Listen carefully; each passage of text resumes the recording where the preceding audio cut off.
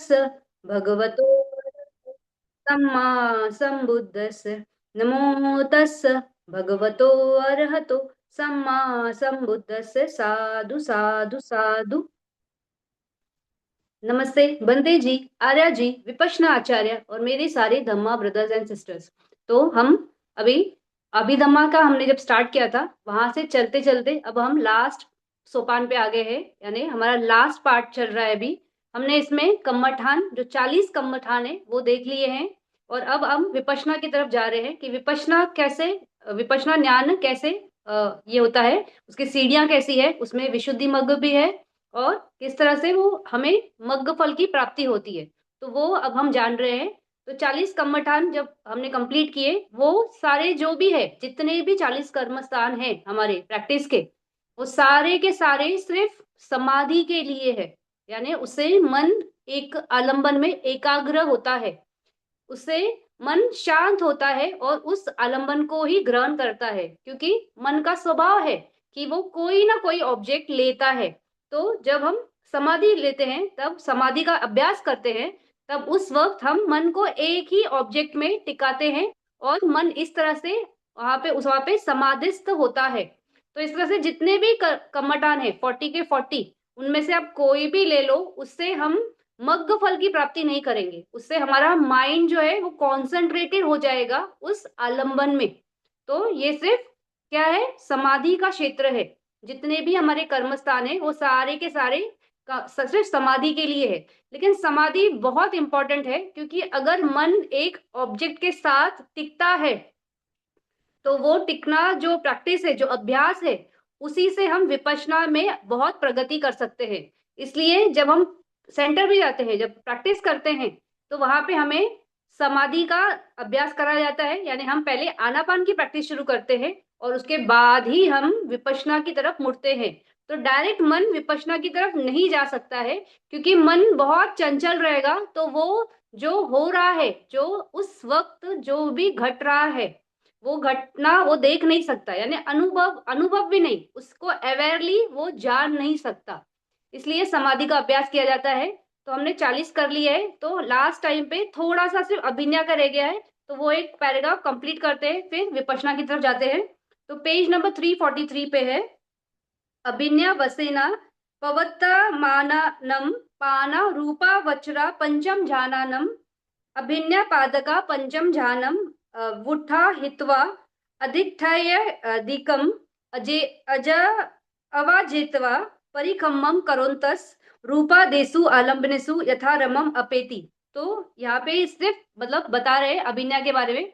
अभिनय कर्मस्थान का हिस्सा नहीं है, लेकिन अगर हमने सारे ज्ञान प्राप्त कर लिए हैं, जैसे रूप के 5 ज्ञान और अरूप के 4 ज्ञान, तो इस तरह से आठों ध्यान जब हम पा लेते हैं, उसके बाद आप अभिनय का अभ्यास के लिए ट्राई कर सकते हो, और अभिनय आपको प्राप्त हो सकता है। तो जो सारे ध्यानों में पारंगत है, वो ही अभिनय की तरफ जा सकता है डायरेक्टली। आप मतलब बेस इसमें रूपा वज्रा का पंचम ध्यान है, लेकिन पंचम ध्यान किसी ने कर लिया और डायरेक्ट वो सोचता है कि अभिनय कर लूंगा, तो वैसा नहीं होता है। उसको पहले अरूप का भी ध्यान प्राप्त करना होगा, उसके बाद ही ये अभिनय का हम प्राप्त कर सकते हैं। तो ये गाथा वही बता रही है।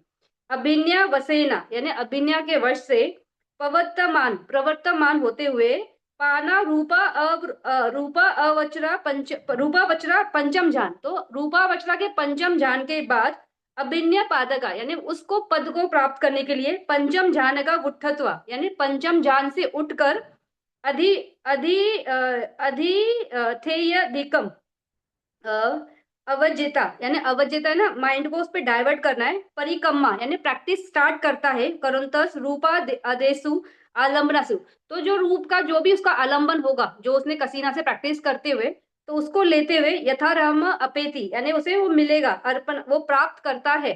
तो इसमें यही है कि आपको सारे ध्यान आने चाहिए, तभी आप अभिनय कर सकते हो।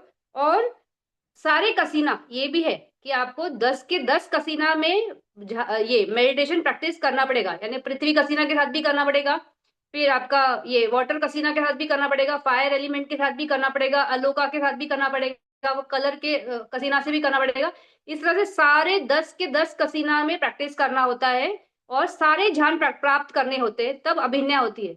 लेकिन अगर कोई विपश्यना वाला है जिसने मग्ग फल की प्राप्ति की है, तो उसको ये कंपलसरी नहीं होता है, शायद उसका इतना तीक्ष्ण बल हो सकता है उसका मग्ग फल को जो प्राप्ति की है कि उसका अभिज्ञा जागृत हो सकता है। तो उसको ऐसे स्टेप बाय स्टेप ध्यान के थ्रू जाने की जरूरत नहीं होती है।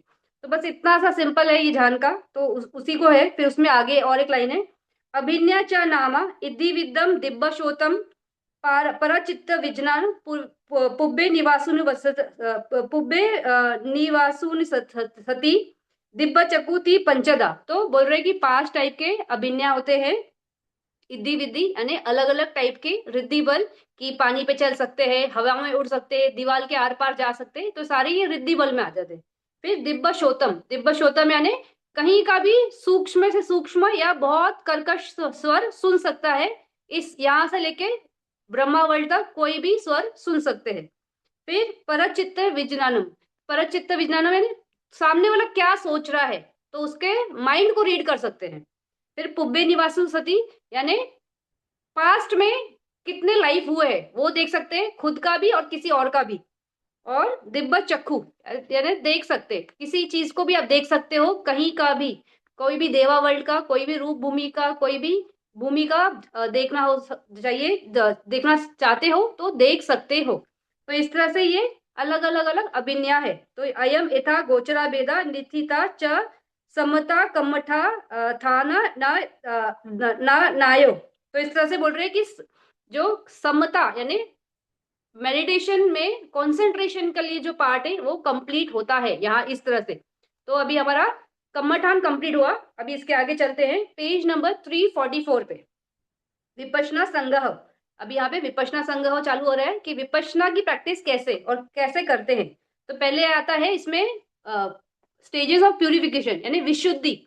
तो विपश्यना कम्मठाने पाना शील विशुद्धि, चित्त विशुद्धि, दिट्ठि विशुद्धि, कंखा वितरण विशुद्धि, मग्घा अमग्घा ज्ञान दसना विशुद्धि, पटिपदा ज्ञान दसना विशुद्धि, ज्ञान दसना विशुद्धि, चति सता विधेना विशुद्धि संगा हो।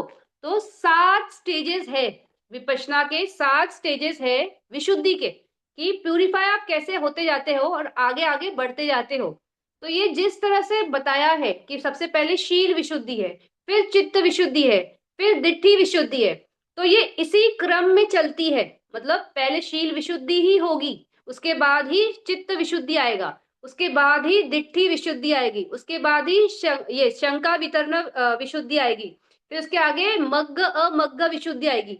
तो हर सीढ़ी मतलब ये स्टेप्स है, first step, second step, third step, fourth step, fifth, ऐसे करके 7 स्टेप्स है। और हर स्टेप को step by step he complete करना पड़ता है, आप कोई भी स्टेप स्किप नहीं कर सकते हो। तो इस तरह से ये विशुद्धि कहलाते हैं। विशुद्धि यानी कि जिस एकदम शुद्ध है, जिसमें कुछ भी मिश्रण नहीं है, कुछ भी अशुद्धि नहीं है, इसलिए इसको विशुद्धि ऐसा कहा गया। शुद्धि वर्ड ही मेन है, वी जो है वो उसमें एक प्रीफिक्स बोलते हैं ना, लगाते हैं हम, तो वी ऐसे कि बहुत परफेक्टली शुद्ध, इस तरह से बताने के लिए विशुद्धि वर्ड है, लेकिन शुद्धि ही वर्ड है। तो इस तरह से 7 विशुद्धि होती है। तो ये स्टेप बाय स्टेप जाते हैं। इसमें ये जो है फर्स्ट वाला शीला विशुद्धि, तो उसके बारे में हम पहले देखेंगे। इसके बाद में जो गाथा है उसमें 3 लखन के बारे में बताया है, फिर 10 विपश्यना न्याना के बारे में बताया है, इस तरह से है। तो हम उसको उस तरह से नहीं देखेंगे, हम पहले ये विशुद्धि जो है, जो 7 विशुद्धि है, तो इसमें शील विशुद्धि उस पर ही जाते हैं। तो पेज नंबर 347 पे देखना, इसके 347 पे देखना, उसमें देखो एनालिसिस ऑफ प्यूरिफिकेशन विशुद्धि भेदा। तो सबसे पहले शील विशुद्धि क्या है वो बता रहे हैं। कथम पाठिमुखा संवराशीलम, इंद्रिया संवराशीलम, अजीवा परिशुद्धम शीलम, पचाया सन्निसिता शीलम, चति चतु परिशुद्धा शीलम शीला विशुद्धि नाम। तो बोल रहे कि शील विशुद्धि के अंतर्गत 4 आते हैं। तो 4 कौन से हैं? एक है शील विशुद्धि, फिर है इंद्रिया विशुद्धि, फिर तीसरा है अजीवा परिशुद्ध विशुद्धि, और चौथा है पचाया संन्यास सती पचाया सन्नी शीतला शीलम विशुद्धि। तो ये 4 जो है ये सारे के सारे चारों के चारों शील विशुद्धि में आते हैं। तो ये जो वर्ड है अ, संवरा संवरा संवरा बोल रहे हैं ना, पटिमुखा संवरा शीलम, तो संवरा मतलब संयम। तो संयम से आपको अपने शीलों को विशुद्ध करते जाना है, यानी शुद्ध करते जाना है। तो ये जो चारों बताए हैं यहाँ पे, ये एक भंते के हिसाब से बताया है कि जो प्रविजित होते हैं उनके हिसाब से, लेकिन इसको आपको अपने हिसाब से भी समझना है। तो जैसे नॉर्मल पर्सन्स होते हैं, उनके कितने शील होते हैं, तो उनके 5 शील होते हैं, 8 होते हैं या 10 शील होते हैं। ये नॉर्मल एक ह्यूमन बींग के, जो नॉर्मल जो प्रवजित नहीं हुआ है उसके शील होते हैं। फिर जो बनते होते हैं उनके 227 शील होते हैं, 227। और कोई भिक्खु नहीं है तो उसके लिए 311 शील होते हैं। तो इस तरह से हर एक के लिए शीलों की कैटेगरी अलग अलग है। तो शील होते क्यों है, अभी जैसे पहला वाला शील है ना, पाटी मोक्ष संवरा शीलम। तो पाटी मोक्ष मतलब ये कैसा है, ये शिक्षा पद है। शिक्षा पद किसके लिए, विशुद्ध होने के लिए, शुद्ध होने के लिए। और पाटिमोक्ष इसको क्यों कहते हैं, क्योंकि जो ये शील रखते हैं वो अपने आप को अपाय गति से बचाते हैं, इसलिए इसको कहा है पाटी मोक्ष। ऐसा ही है ना पाटी मोक्ष, कि इस शिक्षा पद से क्या होगा, क्या हासिल होगा। तो इस पाटी मोक्ष शील से आप अपाय से बचोगे। तो अपाय से कैसे बचोगे, तो अगर एक भंते का एग्जांपल साइड पे रख देते, एक नॉर्मल ह्यूमन बींग का लेते, अगर हम सिर्फ 5 शील की बातें करते हैं, तो जो व्यक्ति 5 शील रख रहा है वो कैसा होगा।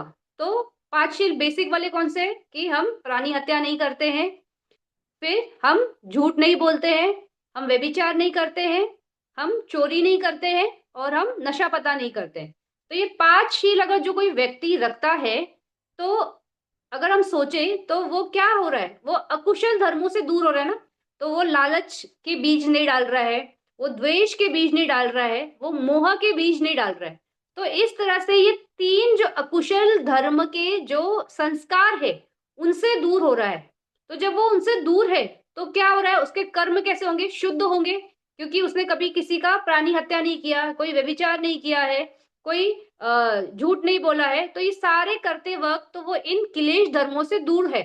तो जब वो किलेश धर्मों से दूर है तो उसको वो किलेश धर्मों के साथ अगर चले, तो जो रिजल्ट आते हैं, तो जो रिजल्ट आते हैं वो कौन से, कि हमारी गति अपाय की हो जाती है, या तिरछना की हो जाएगी, या प्रेत की हो जाएगी, या असुर की हो जाएगी। उन गतियों से बचता है ना एक नॉर्मल पर्सन भी। उसी तरह से अगर कोई बनते हैं या कोई भिक्खुनी है, तो वो ये शील रखती है। तो शील रखने से होता क्या है, शील रखने से फिर ये होगा कि वो अपने आप को इन अपाय गतियों में जाने से बचा सकते हैं। तो इसलिए ये शील होते हैं। तो ये पाठीमुख का जो शील होता है, इसमें सबसे जो इंपॉर्टेंट फैक्टर होता है वो श्रद्धा बल होता है। तो श्रद्धा बल से ही कोई भी ये शीलों को रखता है। जैसे हम भी है, तो हमें श्रद्धा है ना कि मैंने ये शील रखा है, तो मैं कुशला धर्मा ही कर रही हूं, और अच्छा ही होगा मुझे, कोई भी गलत परिणाम की चिंता नहीं है। तो यहाँ पे श्रद्धा के मारे कोई अगर किसी को बोल दे कि मैंने कभी किसी का खून नहीं किया, मतलब कोई चीज को मारा नहीं है, मतलब मूंगी भी नहीं मारी है, चींटी मारी नहीं है, मच्छर नहीं मारा है, या कुछ भी जान के नहीं मारा है, तो कोई इस बात पे हंस देगा कि अरे ऐसा, उससे क्या हुआ, अगर एक चींटी मारी है तो चींटी मारना कौन सा बहुत बड़ा गुनाह हो गया। लेकिन जो ये समझते हैं सिद्धांत को कि हम जो भी करते हैं वो ही हमें रिफ्लेक्ट होगा हमारे लाइफ में, क्योंकि हर चीज कैसा है, इतना बड़ी जर्नी जो हमने अभिदमा की है, उसमें हमने ये बहुत अच्छे से समझा है ना कि हर चीज कॉज एंड इफेक्ट है। अगर हमारे आजू बाजू हमारे जो लाइफ में जो सिचुएशन है वो बड़ी अच्छी है, बहुत ही कंडीसिव है, अनुकूल है हर चीज के, तो वो उसका रीजन क्या है, उसका रीजन यही है कि हमारे जो किए हुए पीछे के कर्म है, उसके चलते आज हमें विपाक के रूप में कुछ भी गलत हमारे सामने नहीं आता है। तो ये हम बहुत अच्छे से समझते हैं ना। तो ये समझते हुए ही शील में भी हम स्थापित होते हैं, क्योंकि हम जानते हैं, हम समझते हैं, और इसका हमें हमें इस पे श्रद्धा है कि हम ऐसा करेंगे तो ये अच्छा ही होगा। तो इस तरह से ये जो पाठीमोक्ष है उसमें कोई भी स्थापित होता है। तो ये पाठीमोक्ष कैस मतलब क्यों इनको पाठीमोक्ष कहा गया है, कैसा है, तो कैसा होता है कि हमारे करने के 3 तरीके हैं ना, तो हम काया से कर्म कर सकते हैं, हम वाची से कर सकते हैं या मनो से कर सकते हैं। तो हम तीनों से कर्म करते हैं। तो जब हम शील में रहते हैं, तो इस टाइम पे खास करके हमारे 2 कर्म पे हमारा बहुत ज़्यादा नियंत्रण रहता है या बहुत ज़्यादा सजगता रहती है। तो कौन से 2 कर्म? हमारे काया के और हमारे वाचा के, क्योंकि प्राणी हत्या नहीं करना, तो उसमें बॉडी आ गया। फिर किसी से ये द्वेष नहीं करेंगे, तो मूसावादा, उसमें परुसा वाचा ये सब आता है ना, तो वो वाचा का आ जाता है। तो इस तरह से हमारे जो भी कर्म हाथ से घटने वाले हैं या मुंह से घटने वाले, उस पे हमारा कंट्रोल रहता है। तो ये पाटी मोक्ष में भी ऐसा ही होता है कि जो ये बनते होते हैं वो हर उपोषद के दिन वो पाटी मोक्ष ऐसा उनका होता है कि वो सीमा हॉल में असेंबल होते हैं और अपने सारे शील वो बोलते हैं। 227 ना, वो सारे शील बोले जाते हैं। तो शील बोलते वक्त इसलिए बोले जाते हैं कि अगर आपका कोई शील टूटा है तो वहां पे आपको एडमिट करना होता है। तो जब आप एडमिट करते हो तो यानी आपने वहां पे स्वीकारा कि मुझसे ये शील टूटा है।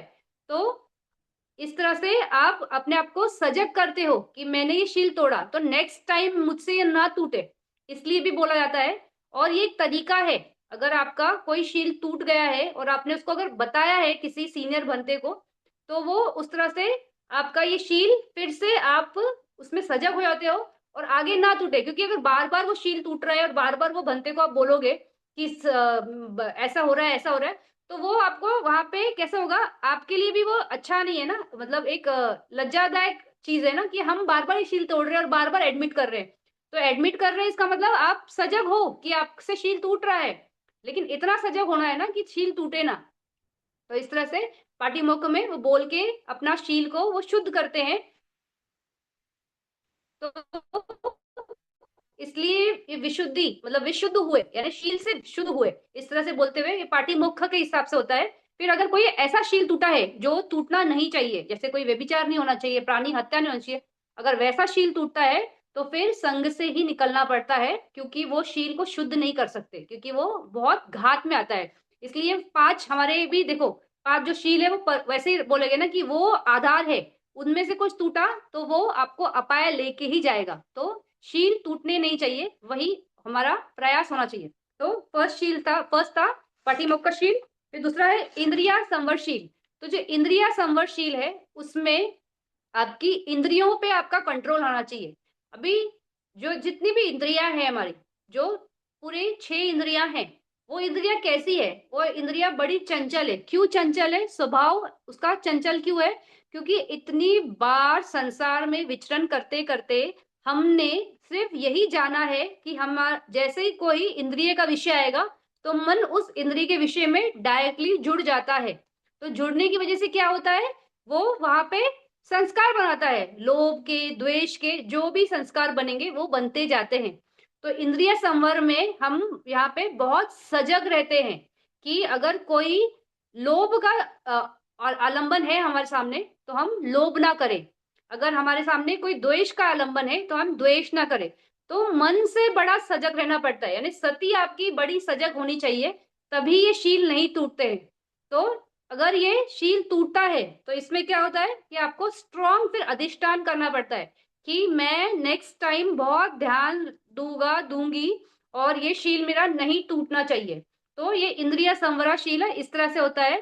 तो इंद्रिया संवरा में जैसे गुरुजी भी बताते हैं, 30 डेज में एक स्टोरी भी आती है ना एक बनते की, कि वो हमेशा नीचे देख के चलते हैं। तो जब वो एक महल में पहुंचते हैं, राजा उनको इनवाइट करता है, तो राजा के टाइम भी बोलते हैं कि आओ राजा, रानी जब आती तभी भी बोलते हैं आओ राजा। तो रानी नहीं कहते, क्यों? क्योंकि वो देखते ही नहीं है। तो उन्होंने अपने इंद्रियों पे संवर किया है, यानी संयम किया है। वो देख नहीं रहे। क्यों नहीं देख रहे? क्योंकि आलंबन से जुड़ना नहीं है। आलंबन से ना जुड़ना भी अपने आप को कैसा है, एक तरह से सेफगार्ड करना होता है ना। क्योंकि अगर हमारा मन इतना पक्का नहीं है और हम अगर किसी आलंबन से जुड़ गए और हम फिर उसमें कर्म कर्म संस्कार बनाएंगे ही बनाएंगे। तो इसलिए इस तरह से अपने आप को संयमित करना, तो इंद्रिया का संवर करना, ये इंद्रिया संवर है।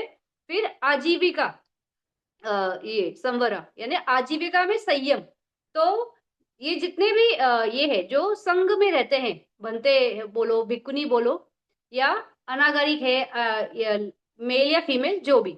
तो फिर ये कैसे होते हैं, इनको इनकी आजीविका कैसे होनी चाहिए, वो शुद्ध होने चाहिए। अभी इनकी क्या आजीविका, अगर ऐसे सोचे तो इनको जो चीजें लगती है, चिवर लगता है, फूड लगता है, फिर मॉनेस्ट्री लगती है, मेडिसन लगते हैं। तो ये सब जो चीजें हैं वो सब पाने के लिए ये इन्हें कुछ भी ऐसा नहीं करना चाहिए जो गलत है। जैसे भगवान ने रिद्धि बल के लिए मना किया है, तो अगर ऐसा है कि कोई बनते हैं जिसको रिद्धि बल प्राप्त है और वो लोगों को कुछ तो दिखाता है, मतलब अपना रिद्धि बल दिखाता है, तो उससे क्या होगा, लोगों में उसकी श्रद्धा बहुत बढ़ेगी और लोग ज्यादा से ज्यादा उनको डोनेशन देंगे। क्यों? क्योंकि उनको लगेगा कि बड़े पहुंचे हुए ये है, बनते हैं। तो इस तरह की जो चीजें हैं कि आप कुछ रिद्धि बल दिखाओ, या कोई आया है तो आप उनको बोल दो कि अरे अभी यहाँ से मत जाना, नहीं तो तुम्हारा एक्सीडेंट हो जाएगा। तो क्या होता है इसमें, आप उसके बारे में एक ये कर रहे हो ना, प्रोफेसी कर रहे हो, कुछ बता रहे हो। तो ये भी नहीं करना है, इस तरह से भी नहीं करना है। फिर इस तरह से भी होता है ना कुछ लोग कि दान की बड़ा चढ़ाकर व्याख्या करते हैं, तो वो इसलिए करते हैं कि सामने वाला दान दे, तो मतलब सामने वाले से कुछ मिले, इसलिए आपकी धर्म देशना इस तरह से ना चले कि मुझे ये चाहिए। तो बहुत जैसे आपको कुछ चाहिए तो आप हिंट दे रहे हो कि ऐसा देना बहुत कुशला होगा, ये होगा वो होगा, तो ये भी गलत है। फिर कुछ ऐसे भी हो सकते हैं कि जो कोई उपासक है उनको बोले कि अरे आप ना ये फला वाला मेडिसिन ले लो, मैंने इसमें ना इतने चैंटिंग किया है और आपको ये ठीक कर देगा। तो इस तरह से मेडिसिन वगैरह भी देकर किसी को अपने प्रति ये नहीं करना है, मतलब अपनी लोगों से ज्यादा हमें प्राप्त हो उसके लिए ऐसा प्रयास नहीं करना है। तो ना कोई ये प्रोफेसी करनी है, ना कोई मेडिसिन देना है, फिर ना ही कोई आपको ये बहुत बार होता है ना, मॉनेस्ट्री बड़ी बड़ी होती है तो वहां पे लोग वेजिटेबल्स वगैरह ग्रो करते हैं, तो वो भी नहीं करना है, क्योंकि आपको दान के ऊपर रहना है, खुद का ग्रो करके एक फार्मर जैसे नहीं रहना है। तो ये सब जो चीजें हैं ये आजीविका परिशुद्ध शील में आता है।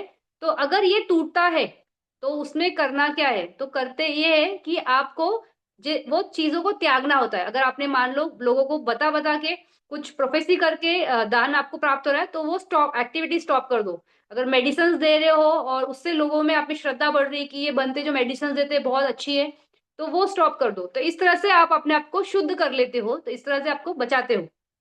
फिर जो चौथा है पचाया सन्निसित शीलम, इसमें जो आजीविका नहीं, सॉरी, जो रोजमर्रा के लिए जो चीजें लगती हैं, जैसे चिवर है, फिर ये सोने के लिए जो कॉट है, ये फिर आपका मेडिसिन है, फिर आपका जो फूड है, तो उसमें आपको ये याद रखना है कि ये चीजें क्यों है या क्यों मुझे प्राप्त करनी है, या मुझे जो प्राप्त हुई है तो उसको किस तरह से यूज करना है। जैसे चिवर है तो ये याद होना चाहिए कि चिवर क्यों है, तो चिवर क्या है, एक बॉडी को ढकने के लिए है, तो अपनी लज्जा मेंटेन करने के लिए है। फिर गर्मी ना लगे इसलिए, गर्मी या धूप से बचने के लिए, बॉडी को कवर करने के लिए। ठंड है तो ठंड से कवर करने के लिए, मच्छर है, कीड़े है, कुछ मकोड़े हैं वो काटे ना, उससे अपने आप को बचाने के लिए। तो इस तरह से चिवर का ये रोल है, इसके लिए मैं चिवर मुझे प्राप्त हुआ है और इसी के लिए मैं करूं, अपने बॉडी को डेकोरेट करने के लिए नहीं, बहुत ऐसे ग्रेशियस दिखने के लिए नहीं। तो वो याद होना चाहिए। उसी तरह से जब फूड है तो ये फूड क्यों है, तो मेरा बॉडी चले, क्योंकि अगर मेरा बॉडी चलेगा तो मैं मेडिटेशन कर सकता हूँ, कर सकती हूँ, मैं धर्म की देशना दे सकती हूँ। तो इस तरह से ये चीजों को समझते हुए कि ये चीज किस लिए है, फिर मेडिसिन है तो मेरा रोग है तो उसको ठीक करने के लिए, फिर सोने के लिए जो कॉट है तो वो पूरे दिन आलस में वहां पड़े रहने के लिए नहीं, लेकिन मुझे ये आराम देने के लिए बॉडी को। तो इस तरह से हमेशा, तो सुबह उठते ही सबसे पहले ये जो हमारे चार जो चीजें लगती है, इसको चतु परिष्कार बोलते हैं। तो ये चार परिष्कार की जो चीजें हैं उनको किस तरह से यूज करना है, चिवर है बॉडी रखने के लिए, फूड है बॉडी को सस्टेन करने के लिए, इस तरह से अपने आप को याद दिलाना है। तो यहाँ पे ना प्रज्ञा बड़ी बलवान होती है। इसके पहले वाला जो था, जो ये आजीविका वाला, उसमें वीर्य इंपॉर्टेंट होता है कि आप को अगर बहुत कम आपको मिल रहा है तो भी आप उसमें सेटिस्फाइड हो, तो यानी अपना जो हमने किस लिए घर बार छोड़ा है, तो मेडिटेशन के लिए, चीजों के लिए नहीं ना। तो वहां पे वीर्य बहुत इंपॉर्टेंट होता है। और ये वाला जो है लास्ट वाला, इसमें प्रज्ञा इंपॉर्टेंट होती है कि आपको पता है कि क्यों चाहिए ये चीज, इसके अलावा और कुछ भी नहीं। तो इस तरह से ये चार संवरा कहलाते हैं, ये संयम कहलाते हैं। तो जो पाठीमोक्ष है, अगर वो टूटता है तो आप किसी को बता के अपना वो मतलब ठीक कर सकते हो। अगर आपका इंद्रिया संवर टूटता है तो उसमें स्ट्रॉन्ग अधिष्ठान करना है कि मैं अगली बार ध्यान दूंगा। जो आजीविका वाला है उसमें जो हम गलत आजीविका कर रहे हैं, यानी किसी को कुछ बता रहे हैं या जो भी कर रहे हैं, उसको त्यागना होता है। और प्रज्ञा में हर टाइम अपने आप को याद दिलाना है कि ये ऑब्जेक्ट्स किस लिए है। तो इस तरह से ये चार संवरा हम करते हैं, जो हम मतलब बनते लोग करते हैं। तो इस तरह से वो अपने आप को शुद्ध करते हैं, यानी विशुद्ध होते हैं, और वो अपने मेडिटेशन की जर्नी में आगे बढ़ सकते हैं। तो जैसे गुरुजी भी बोलते हैं ना कि शील जो है वो क्या है, हमारा फाउंडेशन है। तो इस तरह से ये फाउंडेशन है अपने मन को प्योर करने के लिए। जब हम शीलों में स्थापित होते हैं तो अकुशल धर्मों से हटते हैं, और उसमें और रिफाइनमेंट करते करते करते अपने मन को उस ऑब्जेक्ट्स मतलब अपने आप को बहुत क्लैरिटी से समझते हुए अपनी अपाय गति बचाते हुए आगे बढ़ते हैं। तो इसलिए ये सोपान या सीढ़ियां कहलाई। तो पहला सीढ़ी है शील का, फिर दूसरा है चित्त विशुद्धि। तो उसमें है उसी पेज पे 348 पे देखना, उपचारा समाधि अपना समाधि चति दुविधा पी समाधि चित्त विशुद्धि नामा। तो बोल रहे जो चित्त विशुद्धि है वो किस तरह से की जाती है, तो उपचार समाधि या अल्पना समाधि, इन दो समाधियों के थ्रू हम चित्त विशुद्धि करते हैं। तो चित्त विशुद्धि यानी क्या, ध्यान की बात है यहाँ पे, जो हमने 40 कम्मठन बात की है ना, तो 40 कम्मठन किस लिए थे, तो समाधि के लिए थे। तो वो समाधि का जो बात है वो यहाँ पे है। तो वही उपचार समाधि या अर्पणा समाधि। अभी जो ध्यानों की प्रैक्टिस करते हैं तो वो कैसे होता है कि उनको अर्पणा समाधि मिलती है, वो उपचार समाधि तक जाते हैं, और अगर उसके आगे बढ़े अर्पणा समाधि होती है और ध्यान मिल जाता है। तो इस तरह से वो क्या करते हैं, अपने माइंड को उस ऑब्जेक्ट के साथ रखते हैं।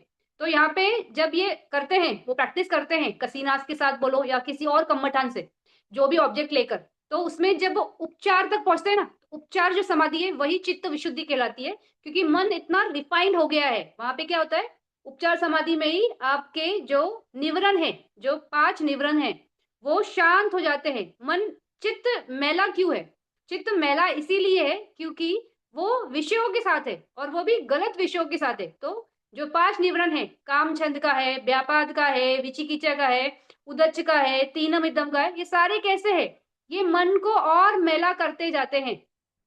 तो जब हम ध्यान में जाते हैं तो इन निवरणों से दूर हटते हैं, वहां पे ये निवरण खत्म नहीं होते, सिर्फ रिलैक्स होते हैं, यानी उनका ये होता है, दमन होता है, शमन नहीं होता है। तो वो सिर्फ दबते हैं वहां पे। तो दबने की वजह से भी क्या होता है, चित्त वहां पे प्योर होता है ना, तभी तो वो ऑब्जेक्ट के साथ चलता है। तो इस तरह से वो ऑब्जेक्ट के साथ चलते चलते उसको कुछ अवस्था प्राप्त होती है। तो उपचार समाधि ही विशुद्धि कहलाती है अगर आप ध्यान में जाते हो। लेकिन यहाँ पे जो ये है, जरूरी नहीं है ना कि कोई व्यक्ति ध्यानों के बाद ही विपश्यना प्रैक्टिस करे। तो उसके लिए चित्त विशुद्धि कैसी होगी, तो उसके लिए चित्त विशुद्धि विपश्यना मार्ग से ही होती है। तो जैसे अभी हम करते हैं प्रैक्टिस, तो हम आनापान करते हैं, आनापान करते हुए मन को स्थापित करते हुए कोई ध्यान मिलता नहीं है, ध्यान ना मिलने के बावजूद हम विपश्यना में चले जाते हैं, यानी हम जो अनित्य है, जो वेदना है, उनको तटस्थ भाव से ऑब्जर्व करते करते करते हम अपना विपश्यना करते हैं। तो मन उस आलंबन के साथ रहता है ना कि हम वेदना देख रहे हैं, वेदना देखते रहे, बदल रही है, जो भी हो रहा है उस वक्त, जो भी चलता है उसके साथ ही चलते हैं। तो ये कहलाता है कि सूखा विपश्यना, मतलब दो टाइप का समता होता है, एक होता है समता याना और एक होता है विपश्यना न्याना। तो समता न्याना में जो ध्यान से जाते हैं वो समता के प्रैक्टिस के थ्रू जाते हैं। समता या यान मतलब कोई व्हीकल, तो समता की व्हीकल से जो आगे बढ़ता है इस मार्ग पे, विपश्यना के मार्ग पे। और जो विपश्यना वाला तो है वो विपश्यना के मार्ग से, यानी विपश्यना के व्हीकल से ही आगे बढ़ रहा है, तो उसको ध्यान नहीं मिला। तो वहां पे जो खनिक समाधि होती है, खनिक समाधि यानी उपचारा समाधि, यानी मन उस ऑब्जेक्ट के साथ लगता है। और वो खनिक क्यों कहलाते हैं? क्योंकि हर क्षण उसमें उदय व्यय जो हो रहा है, जो बदल हो रहा है, उदय व्यय तो छोड़ दो, जो बदल हो रहा है एटलीस्ट उतना भी समझा, तो वो ही खनिक समाधि है। तो इस तरह से ये काम करते हुए आगे बढ़ते हैं। तो वही है कि उपचार है या अर्पणा। उपचार क्यों बोला है? क्योंकि विपश्यना जो प्रैक्टिस कर रहा है उसके पास उपचार समाधि ही होगी, उसके पास अर्पणा समाधि नहीं होगी, क्योंकि ध्यान नहीं मिला है वहां पे। तो उपचार समाधि को ही खनिक समाधि बोलते हैं। तो वही, अगर आप ध्यान से जा रहे हो तो भी उपचार समाधि आती है, और आप विपश्यना से जाते हो तो भी उपचार समाधि आती ही आती है। तो इस तरह से अपने चित्त को क्या किया? शुद्ध किया। चित्त यानी मन को या समाधि को शुद्ध किया आगे बढ़ने के लिए। तो जैसे गुरुजी भी बोलते हैं कि पहले शील है, फिर समाधि है, फिर उसके ऊपर पूरी मंजिल है। तो चित्त पहले शील विशुद्धि, फिर चित्त विशुद्धि यानी मेडिटेशन, समता मेडिटेशन, आनापान का समाधि के लिए। तो इसके आगे फिर जो इसके आगे के है, तो इसके आगे है दिट्ठी विशुद्धि। अभी दिट्ठी विशुद्धि यानी क्या? कि अपनी जो धारणा है उसको किस तरह से विशुद्ध करना, यानी उसको किस तरह से परफेक्ट करना। तो वो है, तो उसकी गाथा रीड कर रही हूँ 349 पे। लखना रसा पचुपथाना पदथाना वसेना नाम रूपा परिगाह दिट्ठी विशुद्धि नामा। तो इस तरह से दिट्ठी विशुद्धि किसे कहते हैं? तो बोल रहे कि लखना रस्सा पचुपथाना पदधाना वसेना नामा रूपा परिगा दिट्ठी विशुद्धि नामा। अभी हमने अभिधम्मा में स्टार्टिंग में हमने पढ़ा था चित्त चेतसिक ये धर्म पढ़े थे। तो ये सारे नाम स्कंद के बारे में बात है। तो उसमें हर चित्त का कैसे था कि लक्षण है उसका, यानी कुछ उसका कैरेक्टर है। चित्त बोलो, चेतसिक बोलो, सबके जैसे सिर्फ अगर चित्त की बात करेंगे ओनली, पूरा चित्त बोल रहे, तो चित्त का लक्षण क्या है, उसका कैरेक्टरिस्टिक क्या है? कि वो किसी ऑब्जेक्ट को जानता है। फिर फंक्शन कैसे करता है? किसी ऑब्जेक्ट को जानने के लिए ही कोई चित्त आता है। फिर उसका मैनिफेस्टेशन कैसे होता है? कि उसने कुछ जान लिया कि यहाँ पे कुछ ऑब्जेक्ट है। और उसका प्रोक्सिमेट कॉस्ट यानी पदस्थान, यानी बहुत पास का स्थान क्या होता है? तो कोई ऑब्जेक्ट है तो चित्त आएगा ही आएगा, यानी विज्ञान आता ही आता है। तो इस तरह से आप इन लक्षणों के थ्रू जानते हो। तो नामा रूपा परिगा, इसमें रूप भी है, तो रूप को भी इसी तरह जानते हो कि ये ऐसा है। लेकिन ये बहुत कॉम्प्लेक्स है, इस तरह से समझना बहुत ही ज्यादा कॉम्प्लेक्स है। और ये एक नॉर्मल पर्सन के लिए पॉसिबल भी नहीं है कि वो अभिधम्म के थ्रू ही सब समझे कि इतने चित्त है, इतने चेतसिक है, इतने रूप धर्म है, ये ऐसा कॉम्बिनेशन से वैसा कॉम्बिनेशन है। तो एक नॉर्मल पर्सन के लिए भी बहुत सिंप्लीफाइड वे में वो समझ सकता है कि कैसा होता है। तो ये दिट्ठी विशुद्धि होती किस लिए? तो दिट्ठी विशुद्धि इसलिए होती है कि यहाँ पे इस बात का खंडन करना है कि कोई आत्मा है। तो आत्मा का कॉन्सेप्ट बहुत स्ट्रांग है, हर एक के माइंड में है। और वो क्योंकि हमने बहुत टाइम से बचपन से पढ़ा है, सुना है, समाज में व्यवस्था भी वैसी है कि आत्मा होती है। इनफैक्ट मैं तो बहुत सारे विपश्यना जो सीनियर मेडिटेटर्स है उनमें भी मैं ये देखा है कि बहुत स्ट्रांग है। वो ये सोचते हैं कि हम, कोई तो है जो ये सब जान रहा है और हम कहीं पहुंचेंगे, यानी कहीं पहुंचेंगे ना, कोई अवस्था है, यानी निब्बाना को वो मुक्ति नहीं समझ रहे। वो सोच रहे कि कोई अवस्था है जहां पे जाएंगे और हम वहां पे एग्जिस्ट करेंगे। तो ये जो सब कॉन्सेप्ट आता है माइंड में वो बहुत स्ट्रांग आत्मा इस कॉन्सेप्ट से आता है। फिर आत्मा के बहुत अलग अलग व्याख्यान हैं। कोई कहता है बहुत सूक्ष्म है, कोई बोलता है वो इतनी छोटा सा है, जैसे एकदम ऐसे कोई छोटा सा लौ है, और वो किधर है? तो वो हृदय के स्थान में रहता है। फिर कोई बोलता है कि वो जो चमड़ी गाय है, जो बहुत, जिसकी ये पूंछ बहुत वो रहती है, सॉफ्ट रहती है, जो पंखे बनते हैं ना, जो बुक्स वगैरह पे तो वो घुमाते हैं, तो चमड़ी गाय की पूंछ से बनते हैं। तो वो अपनी मतलब इतनी सूक्ष्म, उसका जो बाल का रोआ होता है ना उसके टिप पे, इतना सूक्ष्म ये है। फिर कोई बोलता है कि हर एक की आत्मा का ये ना अलग है, जैसे कोई हाथी रहेगा उसकी आत्मा बहुत बड़ी रहेगी, कोई मूंगी रहेगी तो उसकी आत्मा बड़ी छोटी रहेगी। तो इस तरह से अलग अलग अलग अलग धारणा है आत्मा को लेकर। तो इस बात का खंडन करने के लिए कि आत्मा नहीं है वहां पे, नाम और रूप ये है, वो स्कंद है, नाम स्कंद है, रूप स्कंद है। तो नाम में विज्ञान आता है, वेदना आती है, संज्ञा आती है, संखार आता है, और रूप में पूरा रूप कलाप आता है। तो इस तरह से ये ही है, इसमें कोई आत्मा नहीं है। और ये जो नाम स्कंध है, जो रूप स्कंध है, वो भी अपने स्वभाव से काम करते हैं। तो जैसे सुत्त पिटक है, सुत्त जो मतलब जिनको देशना से समझाना है अगर ये बात को, तो उनको बहुत सिंपल टर्म्स में बताना पड़ेगा। उनको ये नहीं बोल सकते कि 121 चित्त है, उसमें दो वाले ऐसे होते हैं, दोष वाले ऐसे होते हैं, फिर उसमें चेतसी कितने आते हैं, फिर रूप में इतना 28 रूपा का है, फिर ये निपाना रूपा है, अनिपाना रूपा है। इस तरह से उनको समझेगा भी नहीं। तो सिंपल वे में, तो उनको सिंपल वे में ये बोला जाता है कि चार ये है भूत, ये चार स्कंद है, और उसमें हमारा ये रूप स्कंद एक आएगा, और मतलब चार नाम स्कंद है, एक रूप स्कंद है, और आकाश, ये छह ही, उनको छह के ऑब्जेक्ट में ही बताया जाता है। तो उसमें बहुत सिंपल है कि विज्ञान, विज्ञान यानी क्या, जो भी किसी चीज को जानता है वो विज्ञान है। फिर जो अनुभवन करता है वो वेदना है। फिर जो मूल्यांकन करता है अच्छा बुरा, वो संज्ञा है। और जो काया से वाची से जो भी कर्म बनते हैं वो ही संस्कार है। फिर जो रूप है वो क्या है, जिसमें कुछ बदल होते रहता है, वही रूप है। और आकाश, तो वो विस्तृत जो इसको बाइफरकेट करता है। तो इस तरह से सिंपल टर्म्स में ये ही चीजें हैं। तो ये तो कोई नॉर्मल इंसान भी समझ जाएगा ना कि हाँ ऐसा ही होगा या ऐसा ही है, उसको समझाना इतना डिफिकल्ट नहीं है। तो अगर वो ये समझ जाए तो यही कहलाती है दिट्ठी विशुद्धि, कि गलत धारणा कि आत्मा है और वो करती है, मतलब करता धरता मैं नहीं हूं, मैं मतलब बहुत लोग ऐसे बोलते हैं ना, ये बॉडी माध्यम है और हमसे ये काम करवाया जा रहा है या हम ये करने के निमित्त है, लेकिन हमारा एक रोल है, हम ये रोल कंप्लीट करेंगे फिर आगे जाएंगे। लेकिन हमारा ये रोल डिसाइड कौन करता है, क्यों हम ही ये रोल प्ले कर रहे हैं, ऐसा कभी कोई सोचता भी नहीं ना। तो ये सब चीजें है ही नहीं, ये सब एक गलत दिट्ठी या गलत धारणा है। तो ये सब का खंडन करने के लिए ही दिट्ठी विशुद्धि होती है। ये समझती, ये यहाँ पे इस लेवल पे एक व्यक्ति बहुत अच्छे से समझ जाता है कि जो भी है वो सिर्फ नाम और रूप है, और उनका अपना अपना एक स्वभाव है। चित्त का अपना एक स्वभाव है, चेतसिक धर्म का अपना एक स्वभाव है, जैसे वेदना है तो उसका एक अपना स्वभाव है, वो ऑब्जेक्ट्स को जानता है, उसको अनुभव करता है। फिर नॉट जानता है, उसको अनुभव करता है, तो वो अपने हिसाब से काम करता है। उसी तरह से जो रूप कलाप है वो भी अपने हिसाब से ही काम करता है, कि वो उसको उत्पन्न होता है, रहता है, फिर चला जाता है। कुछ उसमें शाश्वत नहीं है, परमानेंट नहीं है।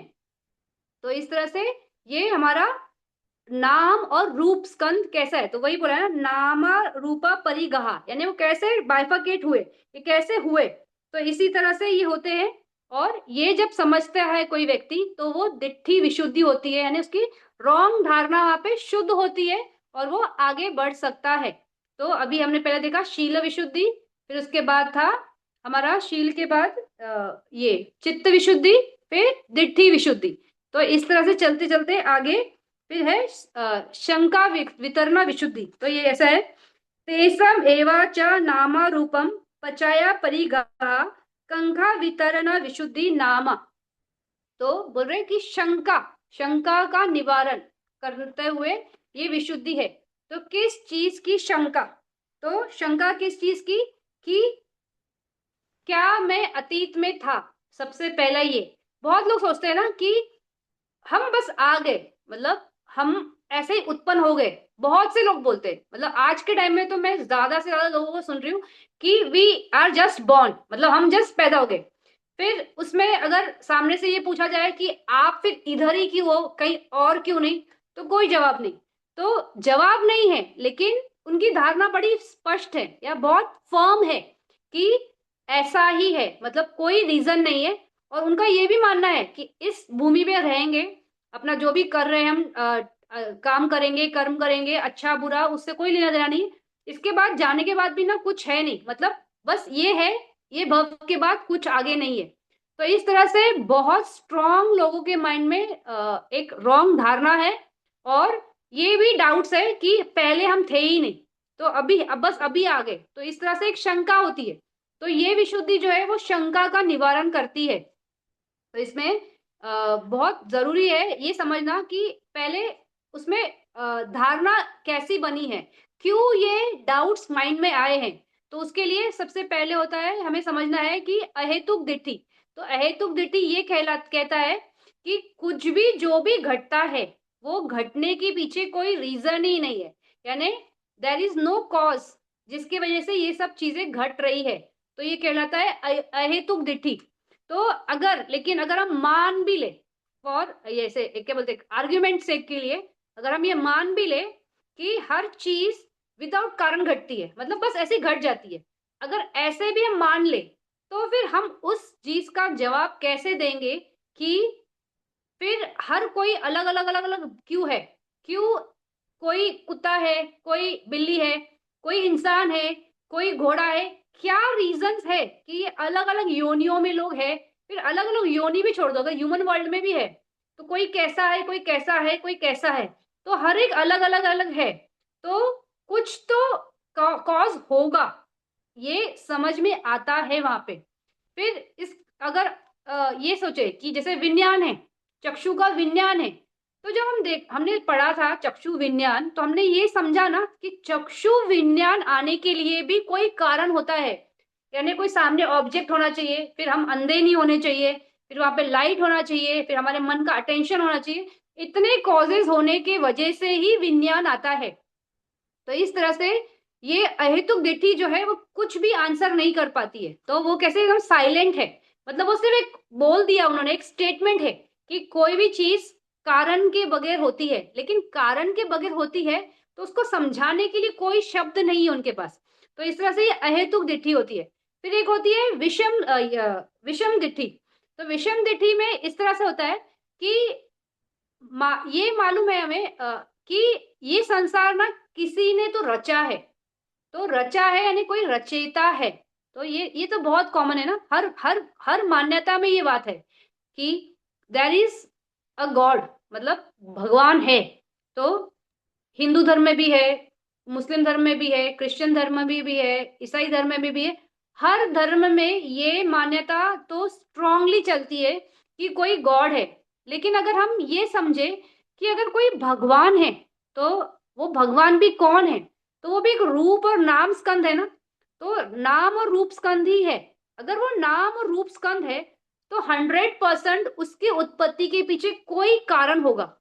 और अगर हम ये बोले कि वो तो भगवान है, वो तो आ गए, तो अगर वो भगवान है और आ गए, इस तरह से बोला, यानी उनके उत्पत्ति का कोई कारण नहीं है, तो ये फिर से अहेतुक दिट्ठी के क्षेत्र में चली गई ना, कि वो तो ऐसे ही आ गए। अगर चलो हमने मान भी लिया कि वो भगवान है और इसी तरह आ गए, तो अगर आ गए तो ऐसा क्यों है कि एक ही भगवान है? ऐसा क्यों नहीं कि बहुत सारे मिलियंस और मिलियन, जैसे इस धरती पे 7 बिलियन लोग रहते, उस तरह से इतने भगवान नहीं है? ऐसा ऐसा क्यों नहीं है? क्योंकि जैसे देखते हैं कि मुस्लिम बोलते सिर्फ अल्लाह है, जो जीसस है वो सिर्फ जो क्राइस्ट, क्रिश्चियंस है वो बोलते सिर्फ जीसस है। फिर हम जो है हिंदूज में तो वो बुद्ध, ये क्या ये तीन जो है त्रिदेव, महादेव, विष्णु और ब्रह्मा, ये तीन को सुप्रीम मानते हैं। तो इस तरह से ये इतने ही क्यों है? क्यों नहीं बहुत सारे हैं। फिर उसमें और भी आगे प्रश्न खुलते जाएंगे कि अगर ये देवास है तो ये देवा रहते कहाँ हैं? तो ये देवा तो रहते हैं आसमान में, यानी स्काई में रहते हैं। तो अगर ये स्काई में रहते हैं तो ये जब आए तो स्काई पहले से था, इसका मतलब स्काई इन्होंने क्रिएट नहीं किया, तो कोई और हो सकता है ना क्रिएटर। ये अगर इन्होंने क्रिएट नहीं किया और ये सिर्फ वहां पे आके स्थापित हुए, तो इन्होंने क्रिएट नहीं किया यानी ये पावरफुल नहीं है, यानी इनके अलावा कुछ पावरफुल एलिमेंट है जिसकी वजह से स्काई क्रिएट हुआ।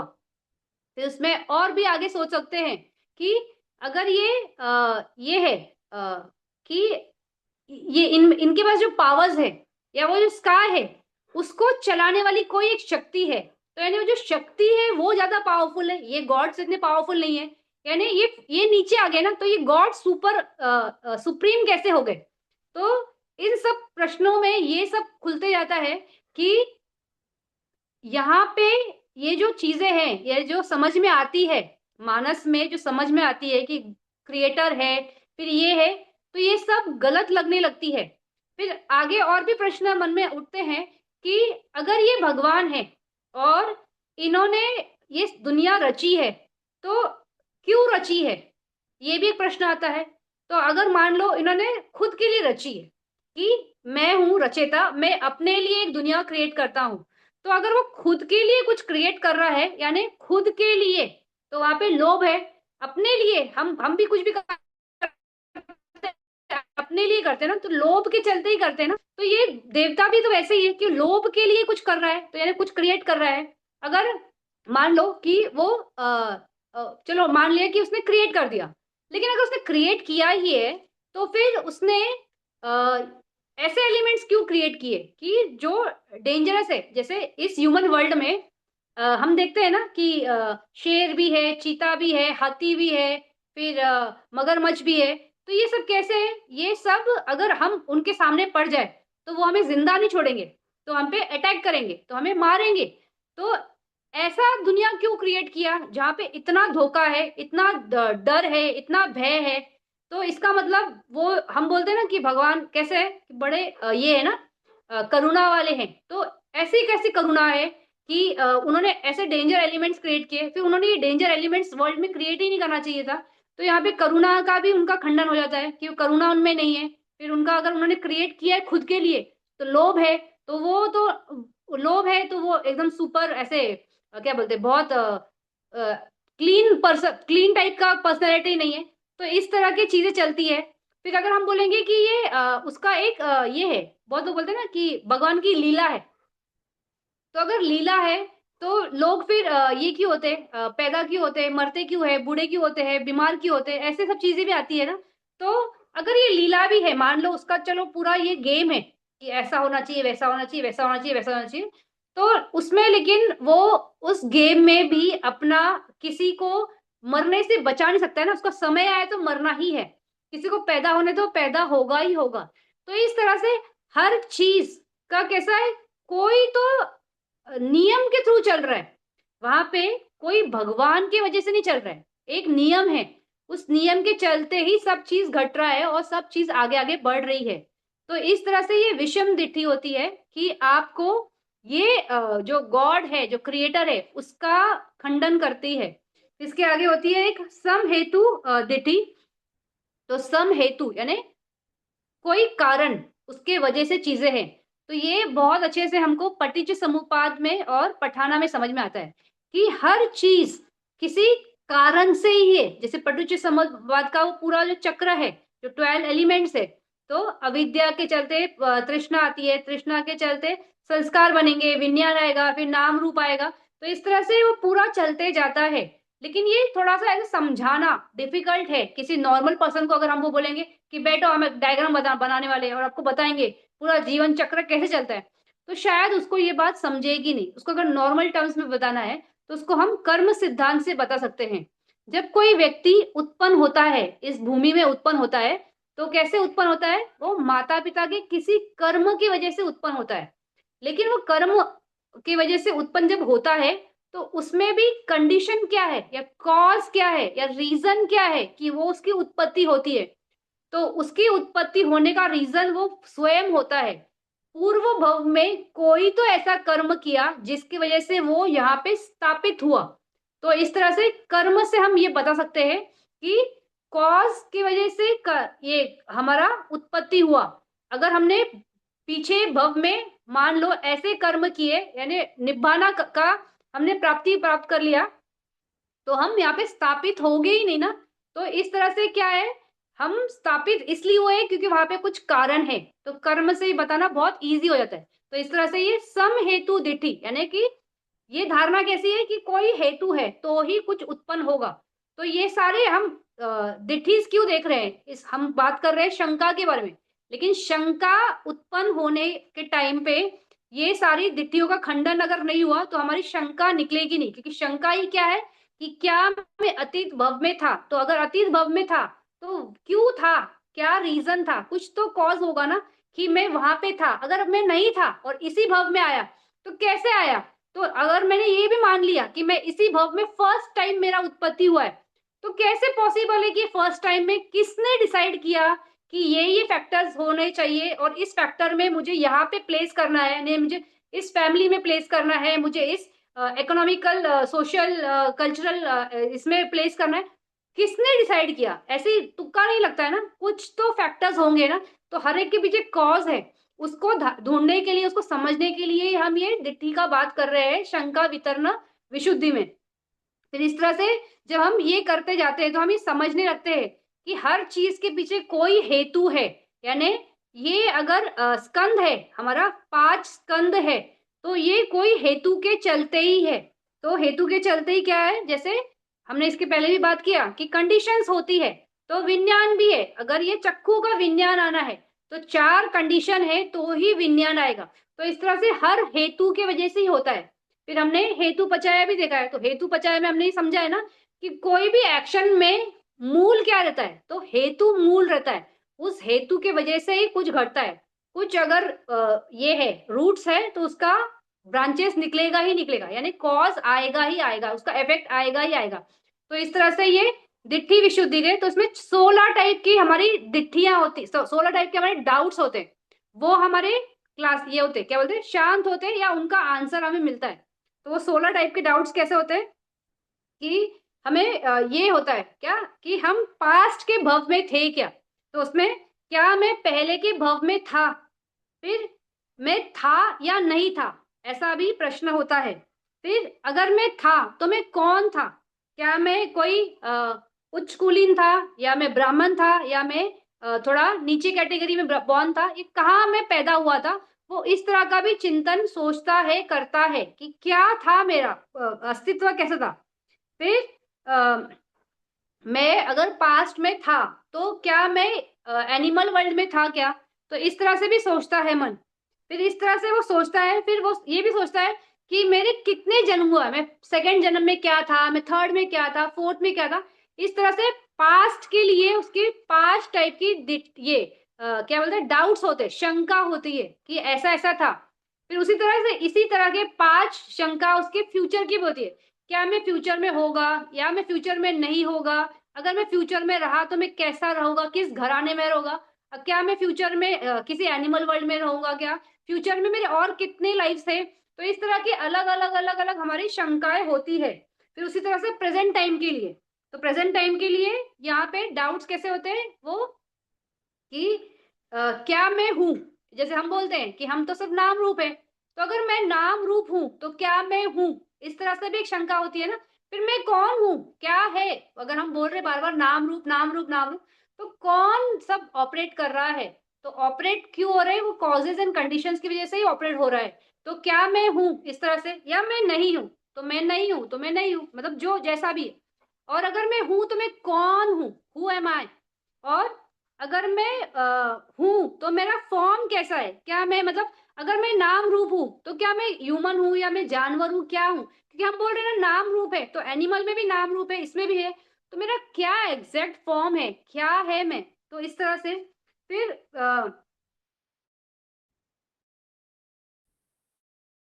मैं कहाँ से मतलब आया आई कहाँ जाऊंगी। तो इस तरह से अलग अलग अलग अलग अलग हमारी क्या होती है डाउट्स होते हैं। तो ये सारे डाउट्स हमारे यहाँ पे रिलैक्स होते जाते हैं, क्यों, क्योंकि हम यहाँ पे ये चीज को आंसर करते हैं कि जो भी है वो क्यों है, तो वो इसलिए है क्योंकि कुछ तो कारण है। अगर कारण था इसलिए यहाँ पे है, तो ये हमारा जब डाउट्स क्लियर होता है तो हमारा यहाँ पे जो शंकाएं हैं वो रिलैक्स होती है, यानी विशुद्ध होती है। तो इसके पहले वाले जो थे शील विशुद्धि, चित्त विशुद्धि, दिट्ठि विशुद्धि, उन सब में कुछ भी मतलब वो प्यूरिफिकेशन से या क्लैरिफिकेशन से, जो दिट्ठि विशुद्धि है वहां पे हम सिर्फ नाम और रूप इस तरह से कुछ है ये समझते हैं।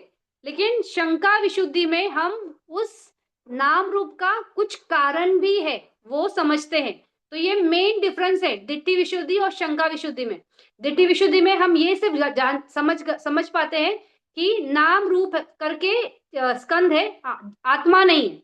और दिट्ठी ये सॉरी शंका विशुद्धि में हम ये जानते हैं कि ये जो नाम रूप है वो विदाउट रीजन नहीं है, यानी उनका कुछ तो कॉज है। तो वो पटिज समुपाद से समझ सकते हो आप, या पठाना से या कर्म के सिद्धांत से समझ सकते हो कि कारण है। तो ये मेन डिफरेंस है दिट्ठी और विशु इसमें।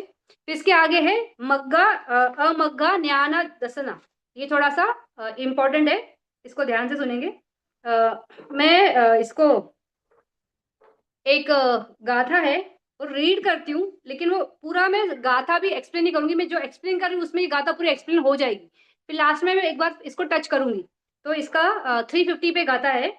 तथो परम पाना तथा परिगाहेतेषु सपायाचेषु तीबु मखा संकारेषु अतीता भेदाने अतीता भेदानि भिन्नसु खंदा नियम आरब्बा कलापा वसेना संखिपित्वा अनित्यं खयतमं दुःख भयाथनम अन्नता असारथानम ती अधाना वसेना संताति वसेना खाना वसेना व सम्मासाना न्याना नेना लखना त्याना सम्मत सम्मा संतस्सा तेस एवा पचाया वसेना खाना वसेना च उदय भयाना उदय भयम समानुपसंतसा च।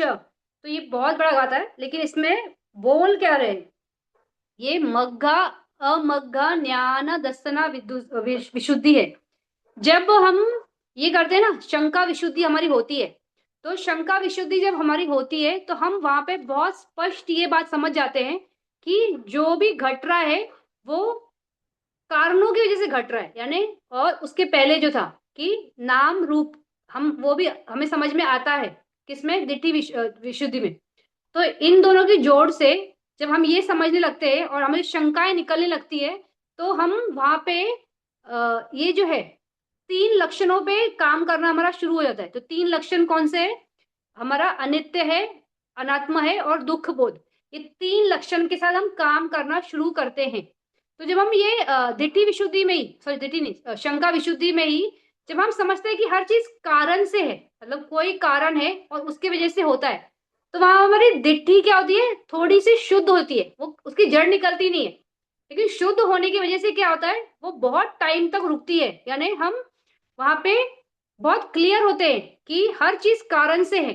तो हम वो लक्षणों के साथ काम करते रहते हैं, करते रहते हैं। इससे आपका ये धारणा पूरी तरह नहीं, लेकिन बहुत हद तक ये टूटती है कि विदाउट रीजन कोई चीज है। तो जब ये दिट्ठी टूटती है ना, तो जब हम श्रोतापन बनते, तो श्रोतापन बनने में हमारी दिट्ठी ये जाती है, फिर हमारी विचिकिचा जो डाउट है वो जाता है, और हमारा शीलवता परामर्श ये जाता है। तो इस तरह से हमारी दिट्ठी विशुद्धि होती है, हमारी विचिकिचा विशुद्धि होती है। तो विशुद्धि हो रही है, ये लेवल नहीं है, मतलब हमारा श्रोतापन का लेवल नहीं है, लेकिन यहाँ पे हम इस लेवल पर अगर पहुंच गए, कौन से, हमारा शंका विशुद्धि, इस लेवल पे अगर कोई पर्सन पहुंचता है तो वो चुला श्रोतापन बन जाता है। क्यों, क्योंकि उसके अंदर वो दिट्ठी नहीं है कि विदाउट रीजन ये चीजें हैं। उसको ये मालूम है कि चीजों को घटने के पीछे कोई तो कारण है। तो उसकी वो दिट्ठी बहुत टाइम तक नहीं रहती है, मतलब वहां पे वो इसके बाद वो सुगति भूमि में ही उत्पन्न होगा, अपाय भूमि छूटता है उसका, इस रीजन की वजह से, क्योंकि उसके अंदर रॉन्ग व्यू नहीं है, रॉन्ग धारणा नहीं है कि चीजें विदाउट रीजन है और अनात् आत्मा है। तो ये धारणा ना होने की वजह से वो चूल्हा श्रोतापन बनता है। तो इसके आगे अभी हम जो बात कर रहे हैं मग्गा अमग्गा ज्ञाना, यहाँ पे ये मार्ग पे चलेगा और श्रोतापन बनेगा आगे जाके, तो उसके बारे में है। तो इसमें मार्ग में किस तरह से होता है, तो ये बोले तथो परम पाना तथा परिगतेषु सपायसु तिबु मखा संकारेषु अतीता भेदानेषु। तो तिबु मखा है 3 लक्षण के साथ वो काम करना शुरू करता है। तो अनित्य है, दुख है और अनात्मा बोध है। तो इस तरह से तो जब ये करना शुरू होता है तो होता कैसा है, तो सबसे पहले उसको समझ में आता है कलापा, कलापा समर्शन। तो यहाँ पे ये वर्ड है ना, अतीता भेदा से खंदा नियतन आरभ्य कलापा वसेना। तो कलापा वसेना, इससे समझ में आने लगता है कि जो भी चीज है ना वो कलाप है, जैसे रूप कलाप है, तो ये रूप कलाप है, तो ये उत्पन्न होता है, रहता है, चला जाता है। उसी तरह से नाम स्कंद है, जो विज्ञान है वो उत्पन्न होगा, रहेगा, चला जाएगा, उसके साथ जो जुड़ के आएंगे, वेदना है, संज्ञा है, संस्कार है, ये सारे कैसे कलापास है, ये इनका क्षण है, मतलब उत्पन्न होना, रहना और चले जाना। इस तरह से एक साइकिल कंप्लीट करते हैं। तो ये बहुत समझ में आने लगता है, क्योंकि जब कोई व्यक्ति अपने मन को इतना स्थापित कर लिया है, चित्त विशुद्धि से क्या हो गया है, उसका समाधि लग गया है, समाधि लग के फिर उसके आगे उसका दिट्ठी भी क्लियर है कि जो भी है ये सिर्फ नाम रूप है, इसमें मैं मेरा कुछ नहीं है। फिर उसके डाउट्स भी निकल गए कि ये जो घट रहा है ये विदाउट रीजन नहीं है, इसमें हमारा खुद का ही संस्कार जो जुड़ा है हर जगह, वही रिएक्शन कर रहा है। तो उसके आगे जब वो बढ़ता है तो उसको समझ में आता है कि कलापा ही है ना, वो उत्पन्न होता है, रहता है, जाता है, वो भी समझ में आने लगता है। तो इस तरह से वो जब समझता है तो वो ये देखता है ये बदल रहा है, तो बदल रहा है नहीं, अनित्य है। फिर बदल गया इसलिए वो भयानक लगता है, तो भयावह लगता है, तो वहां पे वो शब्द भी उन्होंने इस्तेमाल किया है, दुखा दुखम भय था ना, तो भय लगता है, तो ये भयावह है। फिर इस तरह से ये, इसमें क्या है, सार नहीं है, तो अनाथा, असारा, सार नहीं है तो अनाथा है, मतलब उसमें आत्मा नहीं है, कुछ वो है ही नहीं। ये अपना एक स्वभाव है, इस नाम धर्म का, इस रूप धर्म का, इस वजह से ही आया रहा जगह, आया रहा गया, ये उनका स्वभाव है, उसमें कोई आत्मा नहीं है जो उससे करवाती है या जो देखती है जो करेगी, तो ये कुछ भी नहीं है। तो इस तरह से ये कलापा समासर्षण होता है। फिर इसमें अनित्य क्षय ठाना, तो अनित्य क्षय ठाना यानी क्या, जो भी सारे स्कंद है वो कैसे क्षय होते हैं, तो क्षय होते हैं इसलिए ये अनित्य वाले हैं। फिर इसमें दुख, सारा जितना भी है, इसको दुख को हम रूप से बहुत अच्छे से समझते हैं। अभी हमारा जो बॉडी है, हमारा बॉडी से कैसे हमको बहुत लगाव है ना, तो इसको मेंटेन करने के लिए हम लोग बहुत परफेक्ट चीजें खाते हैं, कि सैलेड खाएंगे, फ्रूट्स खाएंगे, जूसेस टाइम पे पियेंगे, फिर पौष्टिक चीजें ही खाएंगे। तो इतना इस बॉडी को जपने के बाद भी क्या होता है, ये बॉडी क्षय होता है ना, तो ये बॉडी कैसा होता है, बदलता है। कोई भी ऐसा बोल सकता है क्या कि मेरा डाइट इतना परफेक्ट है कि मैं कभी बीमार ही नहीं पड़ूंगा, पड़ूंगी, या मैं कभी मरूंगी ही नहीं, तो ऐसा बोल ही नहीं सकते ना, ये अपने स्वभाव के हिसाब से चलता है। अगर कोई व्याधि आनी है, उसके कंडीशंस बनेंगे तो व्याधि बॉडी को आएगी ही आएगी। अगर हम बच्चे थे तो कैसे दिख रहे थे, जवान थे तो कैसे थे, अभी बुढ़ापे की तरफ जा रहे तो कैसे हो रहे हैं, हमारा बॉडी कंटिन्यूस चेंज हो रहा है ना, तो ये कंटिन्यूस बदल रहा है। तो ये कैसा है, दुख, दुख का ही क्षेत्र है ना, हमारे हाथ में कुछ भी नहीं है, सारे कॉज एंड कंडीशन से ही चलता है। तो इस तरह से ये दुख का ही है। तो इसके आगे अध्व सम्मर्शन, तो अतीत में जो हमारा रूप था यानी बॉडी था, तो वो वैसा आज है क्या, जैसे अतीत में मान लो थोड़े साल पहले चलते, 5-10 साल पहले हमारी जो बॉडी थी वैसा हमारा बॉडी आज नहीं है ना। तो अतीत का बात करते वक्त ये इसलिए बोल रही हूँ मैं इतना दूर का, क्योंकि वो समझना आसान है, लेकिन एग्जैक्टली एक क्षण पहले जो हमारा बॉडी था वो इस क्षण में नहीं है, बॉडी कंप्लीटली चेंज हो चुका है, डिसइंटीग्रेट हो चुका है, इतनी बार आया रहा और चला गया। तो इस तरह से हर क्षण में जो पास्ट में था वो अभी प्रेजेंट में नहीं है, जो प्रेजेंट में है वो फ्यूचर में नहीं है, कंटिन्यूसली क्या होता है, बदल रहा है। इस तरह से ये होता ही है। फिर संतति, संतति यानी जो जैसा है वो कंटिन्यूसली बदलता है। अगर मान लो हम बहुत चिलचिलाती धूप में खड़े हैं, तो उस धूप से बचने के लिए हम छाव में गए, जैसे ही हम छाव में गए हमको ठंडी हवा लगी तो तपन खत्म हो गई, तो वो जो गर्म संतति थी वो खत्म हो गई, संतति मतलब कंटिन्यूटी। तो वो जो गर्माहट जो कंटिन्यू हमारी बॉडी में थी वो कंप्लीटली खत्म होके अब हम ठंडक में आ गए। जैसे ही ठंडक में आए गर्मी खत्म, वैसे ही गर्मी, ठंडी से हम गर्मी में जाएंगे, ठंडी खत्म। हम बैठे हैं, हम खड़े हो गए, तो बैठने की संतति खत्म हो गई ना, जो बैठने का कलाप था वो खत्म, खड़े हो गए, खड़े होने वाला हो गया, चल रहे हैं, चलने वाली संतति होगी यानी मूवमेंट खत्म। जब हम बात कर रहे हैं तो साइलेंस की संतति खत्म। तो इस तरह से हर क्षण में बदल बदल बदल बदल ही है, कंप्लीटली बदलते ही रहता है, कोई भी एब्सोल्यूट नहीं है, हर चीज में बस कंटिन्यूसली इसी तरह चल रहा है। तो इस तरह से संतति है। तो जब ये बदलता है तो ये कंटिन्यूस जो बदल रहा है तो अनित्य है, फिर बदल रहा है तो वो भयावह है इसलिए दुख है, फिर उसमें कुछ सार नहीं है यानी उसमें कोई आत्मा नहीं है जो वो बदल घटाती है, तो ये अनात्मा है। तो इस तरह से ये संतति का। फिर क्षण समर्शन, क्षण समर्शन जो है ये आपको विधि से समझ में आता है कि विधि कैसी है, हमने विधि का प्रोसेस देखा है ना कि 17 चित्त क्षण है, फिर कितना एक के बाद एक के बाद इतना फास्ट है, वो ऐसे वेट कर करके नहीं आता है ना कि चक्षु विज्ञान आया तो मैं ऐसा करूंगा, फिर मैं जवना में एक्शन करूंगा, ये वो चलता है। लेकिन ये जो क्षण वाला है ना, जो ज्ञान है वो समझना हमारे नॉर्मल ह्यूमंस की बस की बात नहीं, ये सिर्फ भगवान बुद्ध समझ सकते, हमारे लिए इतना इजी नहीं है वो समझना। लेकिन हम ये विधि हमने पढ़ा है इसलिए हम समझ सकते हैं कि क्षण में इस तरह से चेंजेस होते हैं।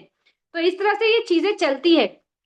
तो जब ये चीजें चलती है तो इसमें होता क्या है, इसमें कंटिन्यूस उदय व्यय हो रहा है ना, तो कंटिन्यूस उदय व्यय उदय व्यय उदय व्यय जब चल रहा है तो कैसा है, जो हमारा नाम है, जो हमारा रूप धर्म है, ये कंटिन्यूसली बदल रहा है, बदल भी रहा है। और हर टाइम जब वो क्रिएट होता है, जैसे भी रूप कलाप इस क्षण क्रिएट हो रहा है, तो वो इसी क्षण क्रिएट हो रहा है। उसी तरह से जो नाम स्कंद है, जो मतलब मैं जैसे मैं बात कर रही हूँ, तो मेरा विज्ञान वहां पे है, वहां पे वचीकम्मा है, फिर मेरा माइंड प्रोसेस कर रहा है, फिर वेदना है, मेरी आंखें देख रही है, चक्षु विज्ञान है, ये सारा जो प्रोसेस चल रहा है, ये इस क्षण क्रिएट हो रहा है। ऐसा नहीं है ना कि 1 घंटे पहले मैंने ये सब डिजाइन करके रखा था और इस क्षण वो क्रिएट हो रहा है, वैसा कुछ भी नहीं है, वो सब इसी क्षण में आ रहा है। जैसे कोई म्यूजिक कर बजाना है, तो कोई वॉयलिन है, तो वॉयलिन को आप जब उसको उंगली से पकड़ के वो टकराव दोगे, उस टंकार होगी, तो टंकार के साथ वो म्यूजिक क्रिएट हुई। पहले से वो म्यूजिक थी क्या, वहां पे थी ही नहीं, फैक्टर्स आए ना। वो वॉयलिन है, उंगली है, उंगली को आपने उस पे बजाया, उस पे हिलाया, तो वो वहां पे वो म्यूजिक क्रिएट हुआ। फिर जैसे म्यूजिक क्रिएट हुआ, तो वो कहीं रुका गया नहीं, जैसे वो टन खत्म हुआ, म्यूजिक खत्म हो गया, तो चला गया। तो इन सब चीजों से हमें क्या समझ में आ रहा है कि हर चीज उदय व्यय इस तरह से ही रहता है। कोई भी चीज ले लो आप, पूरे 31 भूमि में कोई फैक्टर ऐसा नहीं है जो इसको विपरीत है, कोई भी विपरीत धर्मा नहीं है, सारे धर्म ये इस तरह से ही है। तो उदय वे इस तरह से ही चलता है, तो रूप भी उसी तरह से चलता है और कंटिन्यूस होता है। तो जो रूप है उसको हम 3 चीजों से बहुत अच्छे से समझ सकते हैं। अभी जैसे ये बॉडी मिला है, तो ये बॉडी क्यों मिला, पास्ट में अविद्या के चलते हमने कुछ संस्कार किए बनाए, यानी तृष्णा के चलते हमने संस्कार क्रिएट किए, इस वजह से ये भव मिल गया, तो ये रूप मिल गया। अभी इस भव में भी वही चल रहा है ना, अविद्या के चलते हम संस्कार बनाते ही जा रहे, तृष्णा के चलते हम संस्कार बनाते ही जा रहे, तो वही चलते हुए हमारा ये रूप फिर से कंटिन्यू हो रहा है। फिर इस भव में हम और एक चीज ऐड कर देते ना, हम इस बॉडी को सस्टेन करने के लिए आहार भी देते, तो रूप किस तरह से कंटिन्यू होता है, ये 3 कंडीशंस की वजह से, कि अविद्या है, तृष्णा है, और वहां पे आहार है। फिर जो मन है, वो मन हमेशा अविद्या और तृष्णा की वजह से ही क्रिएट होते रहता है। तो अगर हमने अविद्या खत्म की तो तृष्णा खत्म हो जाएगी और ये सारा कंडीशन हमारा रुक जाएगा। तो ये रुकेगा तो ही सब खत्म होगा ना, तब तक खत्म नहीं होगा। तो अभी हम जो देख रहे मग्घा अमग्घा ज्ञान दर्शना विशुद्धि, तो इसमें बोल रहे कुछ मार्ग है और कुछ मार्ग नहीं है। तो अभी हमें ये देखना है कि मार्ग क्या है और मार्ग क्या नहीं है। तो उसके लिए ये पूरा यहाँ पे गाथा में इसलिए बताया गया कि नाम और रूप, फिर वो नाम और रूप में क्या होता है, तो वहां पे 3 लक्षण होते, तो 3 लक्षण, अनित्य वाला, दुख वाला, अनात्मा वाला। तो वो अनात्मा है, दुख है, इस तरह से है। तो कैसा है, तो वो कलाप है ना, सारी चीजें कैसी है, सिर्फ कलाप है, सिर्फ कलाप के थ्रू ही वर्किंग हो रही है। तो कलाप आएगा, रहेगा, जाएगा, तो वो बदलता है, अनित्य है, दुख है, अनात्मा है, यही है। फिर कलाप कैसा है, तो वो इस क्षण में ही है, पहले नहीं था ना फ्यूचर में होगा, जो है इस वक्त ही घटेगा। आगे जब वो फ्यूचर में वो प्रेजेंट बनेगा, तब वहां पे वो घटना शुरू होगा। तो ना वो कहीं से आता है पास से, ना वो कहीं जाके स्टोर होता है, तो वो बस अपनी गति से उत्पन्न होता है, जाता है, रहता है, इसी तरह चलता है। फिर अतीत में भी वैसा हम बोल नहीं सकते या वो वही चला आया, वही इम्पैक्ट आया, वैसा नहीं है। वो रूप अलग था, ये रूप अलग है, ये चित्त अलग है, पास्ट का चित्त अलग था। हर चीज बदलते ही रहती है। फिर इसमें कंटिन्यूस एक ही चीज मालूम पड़ती है कि उदय व्यय यही है। उदय व्यय किस चीज का, तो रूप का और नाम का, यही चीजों का उदय व्यय चलता है, यही संतति है, यही कंटिन्यूटी है, इसी की कंटिन्यूटी है। इसको ही समझना है कि कैसे इसी कंटिन्यूटी में से हम वो रास्ता कैसे निकाले जो हमें मुक्ति को ले जाएगा, और इसी कंटिन्यूटी में वो कौन सा रास्ता है जो मार्ग नहीं है, तो उसी के बारे में है। तो यहाँ पे एक गाथा है नीचे, उसी 350 पे ही, ओ भासो पिति पशद्धि अधिमुखो च पगाहो सुखम नानम उपथम उपेक्षा च निखंती चति। तो बोल रहे इस तरह से ना ये स्टेजेस आएगी, ये स्टेजेस के बारे में बता रहे, उभाषो पिति पसद्धि अधिमुखो पगहा सुखम ज्ञानम उपथबम उपेक्षा और निखंती, ये 10 स्टेजेस है जो इस मार्ग में आपको मिलते हैं। तो इनको कहते हैं उपकिलेशा। उपकिलेशा, किलेश मतलब जो गलत है, और उपकिलेशा मतलब ये गलत नहीं है, लेकिन ये आपको गलत रास्ते पे ले जा सकता है अगर जुड़ गए तो इसलिए उपकिलेश कहलाए। तो ये मतलब स्ट्रॉन्ग किलेश नहीं, उप मतलब सब। तो इस तरह से तो ओ भासो, तो ओ भासो कैसा होता है कि जब हम प्रैक्टिस करते हैं, जब हम प्रैक्टिस करते करते करते करते हमारी समाधि इतनी अच्छी हो गई है कि मन टिकने लगा, मन टिकने लगा आनापान में, मन टिकने लगा विपश्यना में। तो ये करते करते करते क्या होता है, हमारे संस्कारों की उदीर्णा होनी शुरू होती है। तो उदीर्णा होते होते होते होते होते क्या होता है, क्लेश निकल रहे हैं। तो हमारा जो भी नेगेटिव है, जैसे हमारा बहुत स्ट्रांग दोष का संस्कार है, हमारा बहुत स्ट्रांग लोभ का संस्कार है, हमारा बहुत स्ट्रांग मोह का संस्कार है, वो उदीर्णा होने की वजह से क्या होता है, हमारे चित्त की शुद्धि होने लगती है। तो जो वो ये है हमारा माइंड है, वो प्यूरिफाई होने लगता है। तो उसके वजह से होता क्या है, तो उस वजह से इस चित्तज रूप यानी जो रूप है जो हमारा चित्त की वजह से क्रिएट हुआ है, वो शाइन होने लगता है। तो ऐसा होता है ना, बहुत लोग बोलते हैं ना कि मुझे लाइट दिख रही है, मतलब लाइट ऐसे भी नहीं कि छोटी मोटी, ऐसी रोशनी की जो बहुत बड़ी बहुत विस्तृत है। तो इस तरह की लाइट दिख रही है।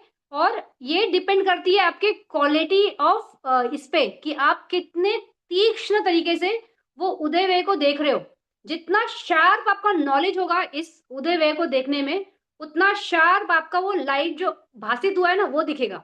तो कुछ लोगों का ऐसा हो सकता है कि पूरा रूम लाइट से भर जाए, कुछ लोग हो सकता है कि आजू बाजू में मतलब थोड़ा सा बाहर भी वो लाइट जाए, कुछ का ऐसा हो सकता है पूरा एरिया। तो जैसे हम सुनते हैं कि भगवान जब मेडिटेशन करते थे पहाड़ों में या कहीं पर, तो वहां पे वो पूरा एरिया लाइट से भर जाता था।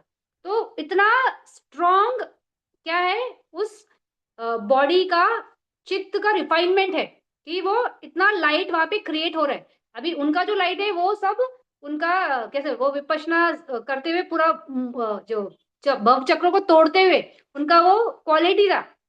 लेकिन हम बात अभी यहाँ पे हमें कुछ प्राप्त नहीं हुआ है, हम रास्ते पे है, उस टाइम की लाइट की बात कर रही हूँ। तो ये माइंड की क्वालिटी पे डिपेंड करता है, माइंड की क्वालिटी नहीं, आपकी कितनी fine quality of your knowledge है, मतलब आप कितने तीक्ष्ण हो उस उदय व्यय और ये तीन लक्षण को देखने में। तो इसमें अनित्य दुख बोध और अनात्म बोध, इसको कितना शार्पली आप देख रहे हो, उतना शार्पली आपका चित्त शाइन करता है और उतना शार्प आपकी ये लाइट जो होती है वो भासित होती है। तो इस तरह से ये लाइट का है। फिर पिति, पिति यानी मन में अजीब सी ये बोलते हैं ना उत्साह, खुशी जो होती है ना वो वाली।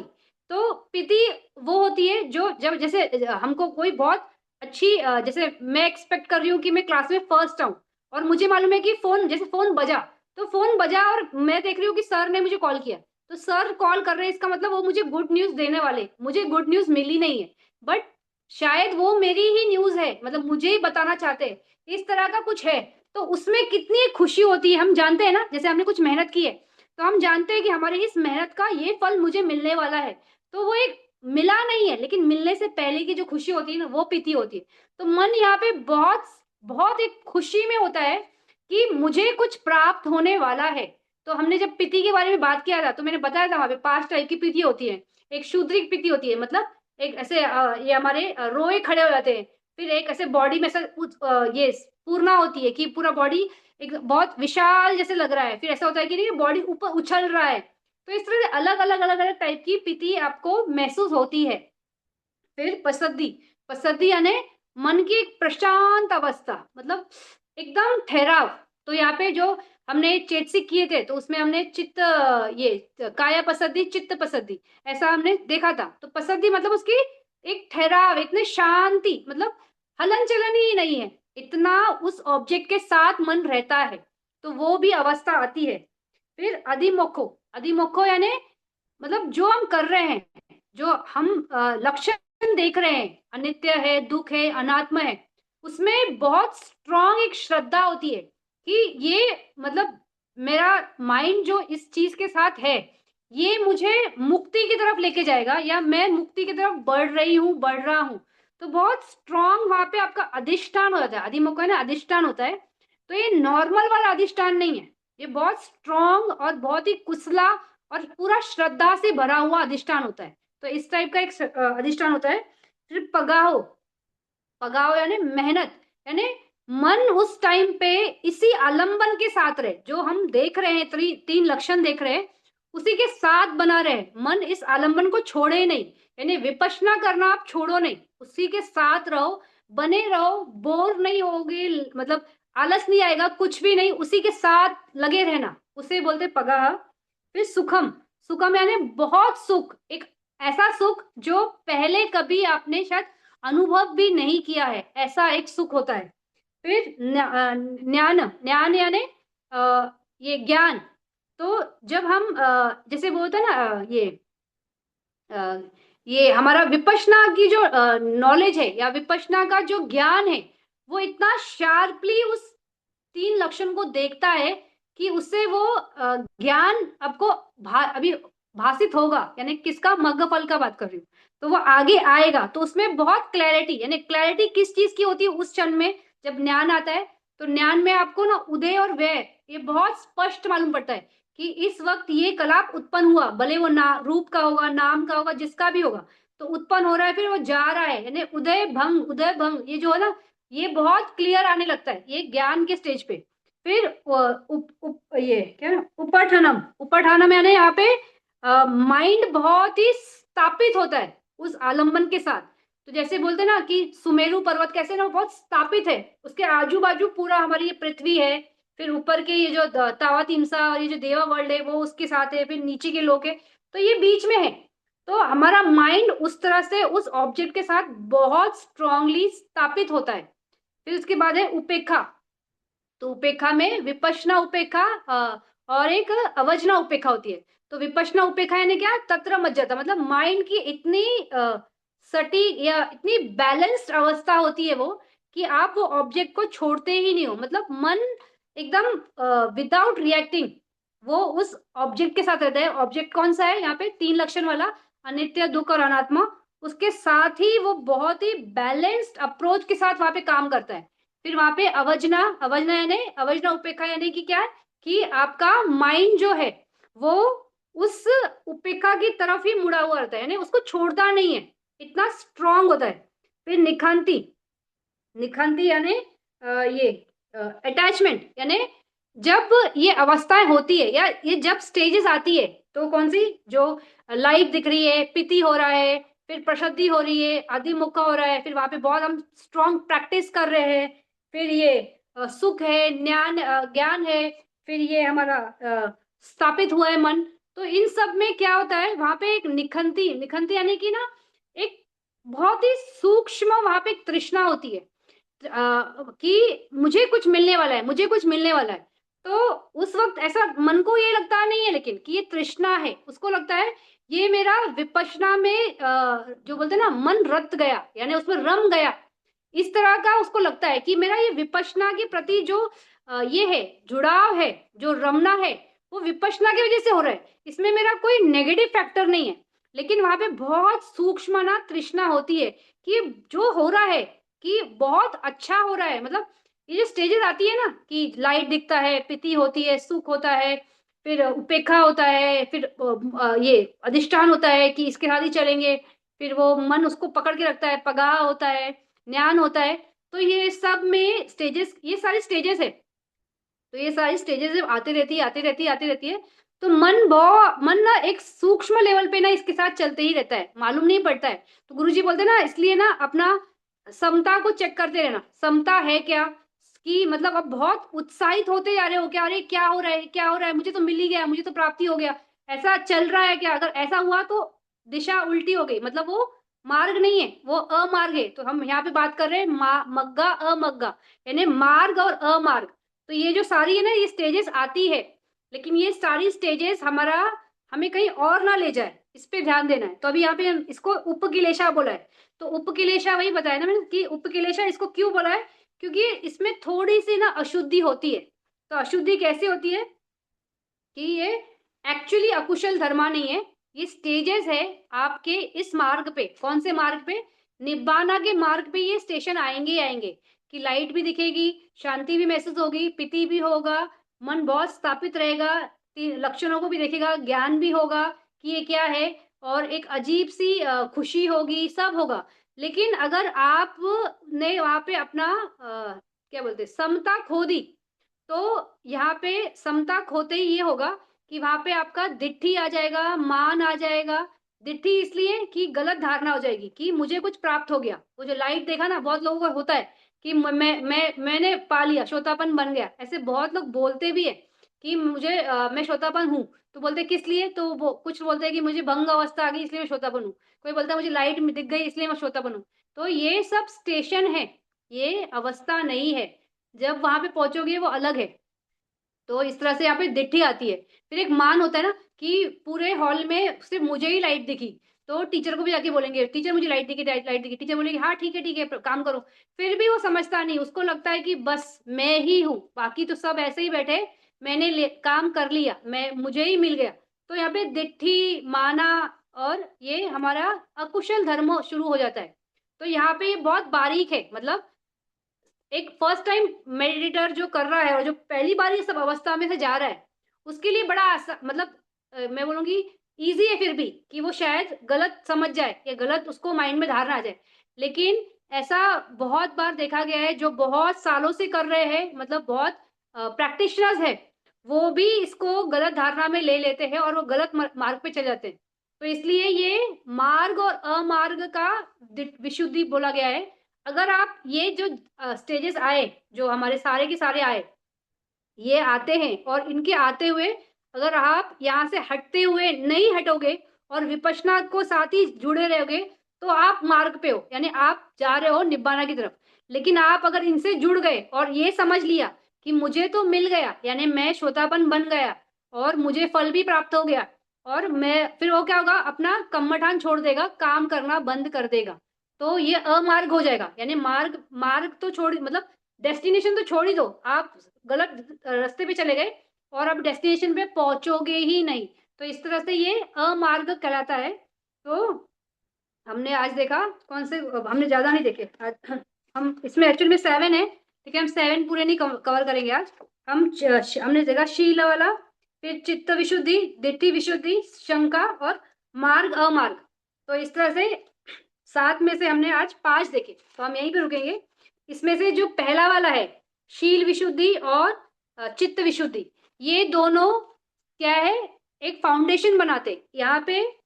ये दोनों सिर्फ फाउंडेशन है। इसके आगे जो है दिट्ठी विशुद्धि, शंका विशुद्धि, मार्ग अमार्ग, इसके और आज के आगे वाले ये सारे शील, इसमें प्रज्ञा के क्षेत्र में आते हैं।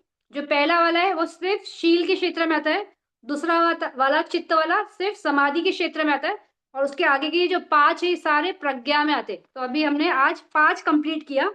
अभी इसके आगे हम नेक्स्ट क्लास में देखेंगे। अब इसमें एक बार मैं सिर्फ यहाँ पे ये बता देती हूँ, पेज नंबर 346 पे देखना, वहां पे दिया है 10 विपश्यना न्याना, यानी 10 विपश्यना की स्टेजेस बोलिए। तो सम्मा सनानम, उदया भया, फिर भंगा, भया न्यानम, अधिनाव, निबिदा, मुंचिता, पटिसंखा, संकारा उपेक्षा और अनुलोमा, ये 10 विपश्यना ज्ञान है। तो इस 10 विपश्यना ज्ञान में से जो पहला है ना, सम्मासनम, ये इसमें आ जाता है, कवर हो चुका है। इसमें मग्गा अमग्गा और शंका में, शंका विशुद्धि में और ये मग्गा अमग्गा में सम्मा सन्यानम आ जाता है। क्यों आ जाता है, क्योंकि दिट्ठी जो डाउट है, हमें क्या डाउट नहीं है, अभी हमें डाउट ये नहीं है कि यहाँ पे कोई आत्मा है। हमें ये डाउट नहीं है कि विदाउट रीजन कुछ घटता है, यानी कंडीशंस है तो चीजें घटेगी घटेगी। यानी कंडीशन अगर मेरी निब्बाना की है तो निब्बाना अगर हो गया तो आगे कुछ बचा नहीं, यानी कुछ मेरा भव नहीं होगा। तो ये सारा हमारा डाउट्स वहां पे क्लियर हो जाता है। तो वहां पे ये डाउट विदाउट ज्ञान के नहीं क्लियर हो सकता है। फिर उसी तरह से ये मार्ग और अमार्ग पे हम चल रहे हैं, यहाँ पर भी ज्ञान होना चाहिए कि ये अमार्ग है। क्या अमार्ग है, ये जो लाइट दिखना, ये जो पिति, ये सुखा, ये स्टेजेस है, ये आएगा ही आएगा, लेकिन ये फाइनल डेस्टिनेशन नहीं है। ये रास्ते में मिलना ही है, मिलेगा ही, लेकिन ये रास्ता नहीं है। इसको छोड़ना है, इससे भी जुड़ना नहीं है। इससे जुड़े तो तृष्णा है, तृष्णा है तो फिर से वही संसार में रमने वाले स्टेजेस में जाओगे। अविद्या बच्चा है संखारा, तो संखारा में क्या है, हमारा तृष्णा होती है। तो तृष्णा के चलते ये मुड़ते, यहाँ भी मेडिटेशन में इतनी